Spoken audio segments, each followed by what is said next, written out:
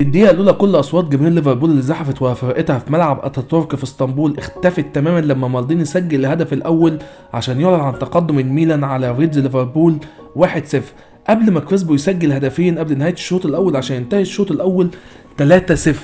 جيرارد بعد كده كان بيحكي ان بين الشوطين كلهم توقعوا ان بينيتيز المدرب الاسباني ليفربول ساعتها هيدخل ينفجر من الغضب ويزعق فيهم كلهم، لكن اللي حصل ان هو دخل بهدوء شديد بيحمسهم ويحاول يخليهم يرجعوا اللقاء تاني.